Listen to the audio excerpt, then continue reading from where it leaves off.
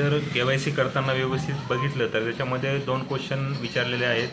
त्या क्वेश्चनचा आन्सर हे होय निवडायचा आहे आणि ते क्वेश्चन नसून ते एक डिक्लेरेशन आहे, हमीपत्र आहे की तुमच्या घरामध्ये कोणी गव्हर्नमेंटला नाही किंवा कोणी पूर्व अधिकारी नाही आहे किंवा गव्हर्नमेंट पेन्शन चालू नाही असे त्याच्यामध्ये विचारलेलं आहे। तर त्याला होय करायचं आहे, त्या दोन्ही ऑप्शनला होय निवडायचं आहे आणि ते एक डिक्लेरेशन आहे। तर तो फॉर्म भरता वेळेस KYCचा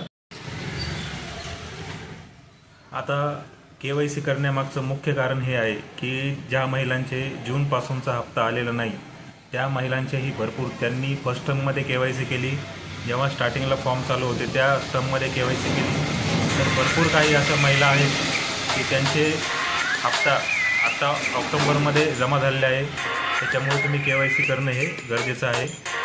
KYC 100% करा, जर नाही तर कदाचित तुमचा जो हप्ता आहे तो बंदही होऊ शकतो।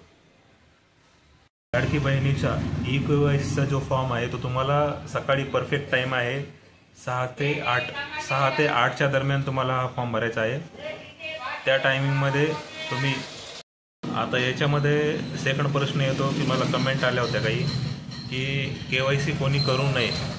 तर KYC अशा महिलांनी करायची नाही आहे की ज्यांच्या पतीचे किंवा त्यांच्या वडिलांचे उत्पन्न हे 2 लाखांपेक्षा जास्त आहे किंवा त्यांच्या घरी 4 व्हीलर आहे किंवा त्यांच्या घरी शेती आहे किंवा ट्रॅक्टर आहे।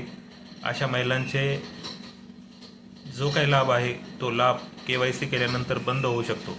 तर तो बंद कसं होणार, ज्यावेळेस तुम्ही आधार कार्ड तुमच्या वडिलांचे किंवा तुमच्या पतीचे तुम्ही फेच करणार, त्याच्यानंतर गव्हर्नमेंटकडे तो रेकॉर्ड जाणार आणि त्या आधार कार्डवरून गव्हर्नमेंट त्यांचा डेटा तपशील हा चेक करणार आहे। त्यामुळे 2 लाखाच्या वरती जर तुमचे उत्पन्न असेल तर अशा महिलांनी KYC करू नका। 2 लाखाच्या मध्ये जर उत्पन्न असेल तर KYC करा, कारण की त्यांनी जर KYC केली तर त्यांचं उत्पन्न जर 2 लाखाच्या वरती असेल तर त्यांचा लाभ हा बंद होऊ शकतो।